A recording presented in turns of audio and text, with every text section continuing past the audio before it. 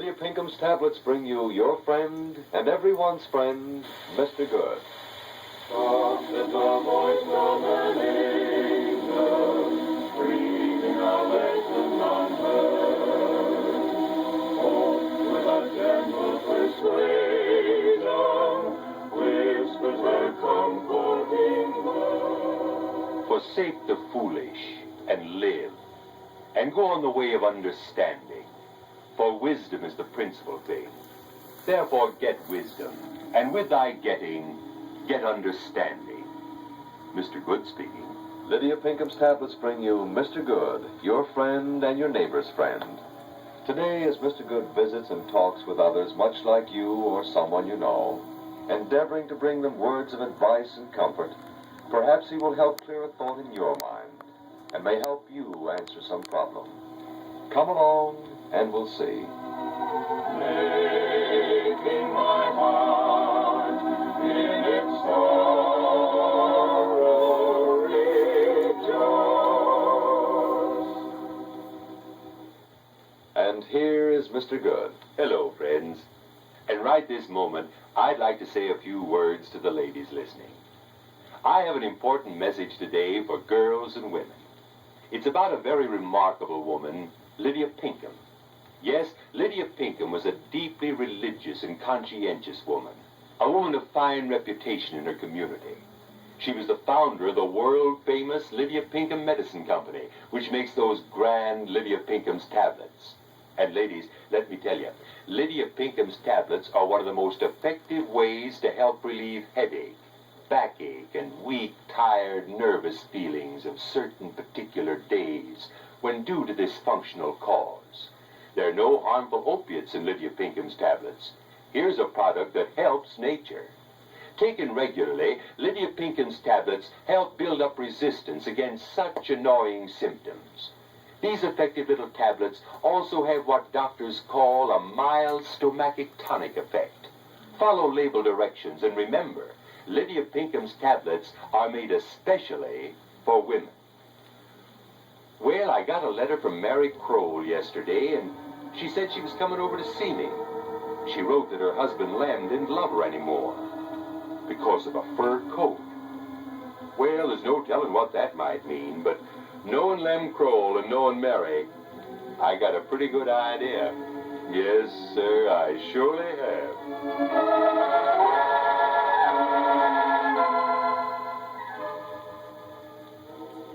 Mr. Good, I don't think Clem loves me anymore. I don't think he does. He always has to use money for his business just when I want it. For 3 years, he's promised that I could have a new fur coat. Well, Mary, I don't know much about Clem's work, but I do know Clem. And if he said he needed the money, why, he needed it all right. Oh, I know what you think.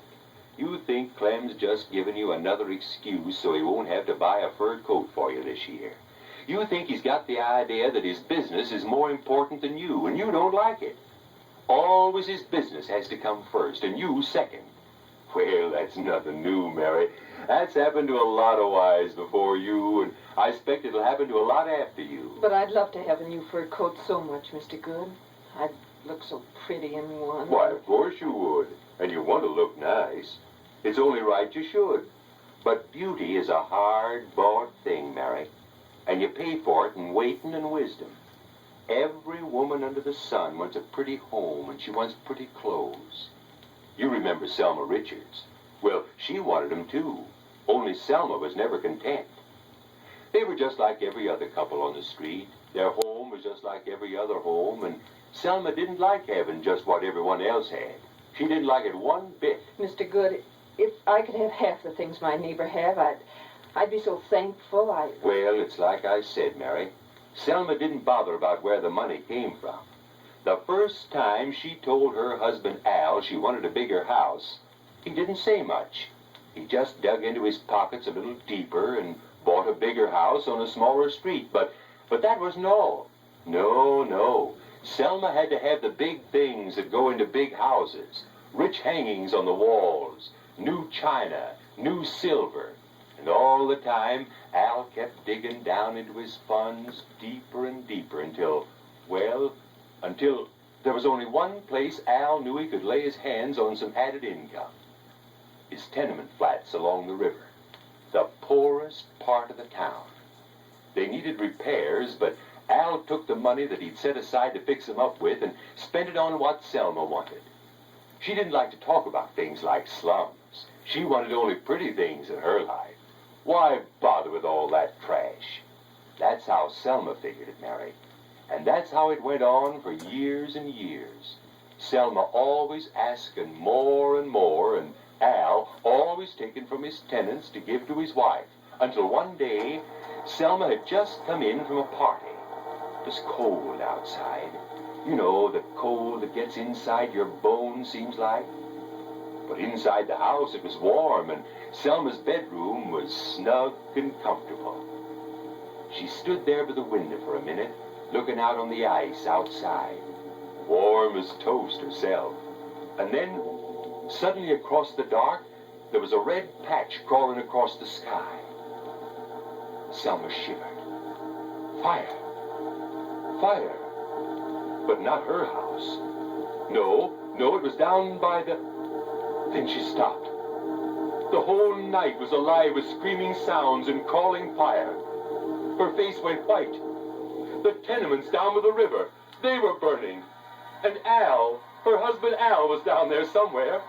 She picked up a coat and ran out to the car, running to that fire.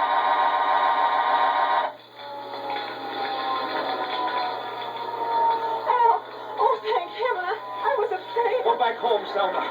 Go back. This is no place for you. Let me help out. I want to help. Don't touch that blanket. Selma, don't! Oh, not very pretty, is it, Selma? Not very pretty to look at. Her face so hurt. It's awful. Al. You asked for it, Selma. Now take it or go back. Will she die, Al? I don't think so, but if she does... Al, don't turn away like that. I want to help, honest. A little late, isn't it, Selma? If this kid dies, we're murderers. Do you know that? Murderers as well as thieves. You're crazy. What are you talking about? You wanted a house, didn't you? Well, you got it, Selma. You got a house with steam heat and a fancy tile bath. And these poor people had to live in a rat trap. So you could have your house with a fancy bath, Selma.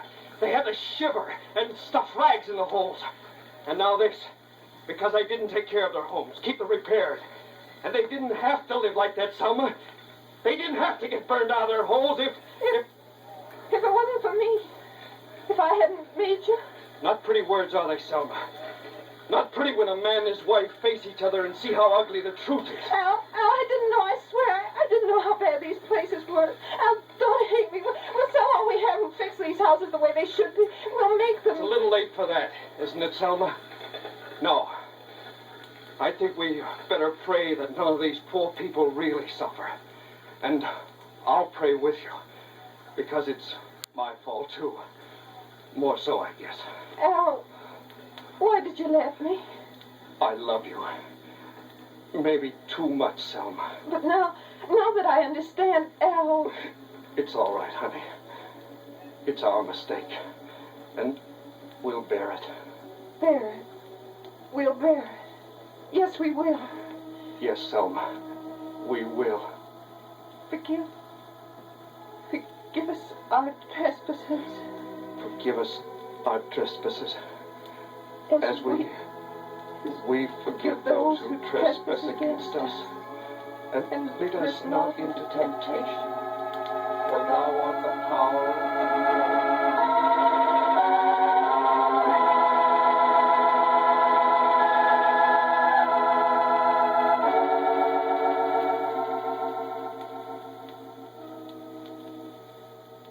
Yes, Selma Richards prayed. Because Selma knew as she stood there with the injured around her, Selma knew then how big her demands had been. And Selma did just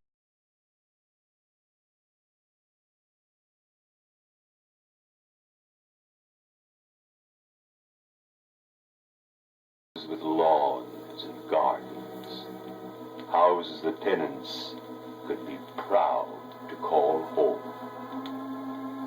Then Selma and Al moved into one of the first little houses to be finished. And they were mighty happy there, too, because, you see, Selma found out, Mary, you can't have beauty without a good foundation. I guess I've been a little hasty, Mr. Good. Lem's been a good man. Maybe I ought to wait. Yes, I really don't have to have the fur coat. Sure you will, Mary. You can bet Len will get your new fur coat for you when he can afford it. I know he will, Mr. Good. You see, Mary, a little waiting doesn't harm any of us. No, if we just wait, the lovely things we want will blossom out for themselves. But we have to have wisdom in our waiting, Mary. Yes, and there's no wisdom like the words of the Holy Bible.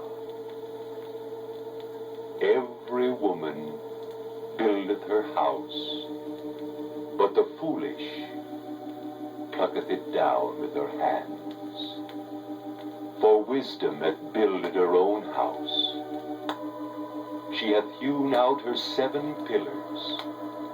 She crieth upon the highest places of the city. Forsake the foolish and live, and go on in the way of understanding. For wisdom is the principal thing. Therefore, get wisdom, and with thy getting, get understanding.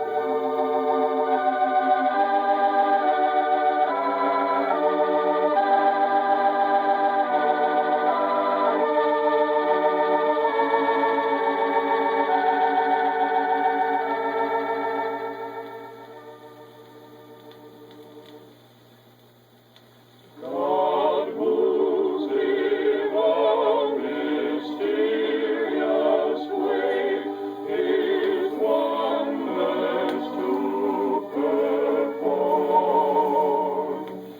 He plants His footsteps in the sea, and rides upon the storm. People sings fresh courage take, the clouds so much dread. Ordained with mercy and shall break in blessings on your head.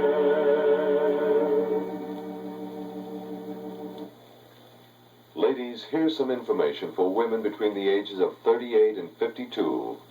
If this functional middle-age period peculiar to women is making you feel nervous, tired, weak, high-strung, and a bit blue at times, try Lydia Pinkham's tablets at once to relieve such symptoms. Pinkham's tablets have been helping thousands upon thousands of women to go smiling through such middle-age distress. Lydia Pinkham's tablets are also one of the very best home ways to help build up red blood to give more strength if you are pale and weak because you need more blood iron. So ladies, buy Lydia Pinkham's tablets today and follow label directions. Soft as the voice of an angel, breathing a lesson unheard. You've been visiting with Mr. Good, your friend and everyone's friend, brought to you every weekday at this time by Lydia Pinkham's tablets. The names of Mr. Good's friends are, of course, fictitious. Now, Mr. Good, what about tomorrow? Well, I got a letter from Mrs. Blair today, and I guess she's up against a lot of problems that brides have to face. And she wants to meet me down at the railroad station. Like to come along? We certainly would, Mr. Good, and we'll be there tomorrow at the same time. Fine.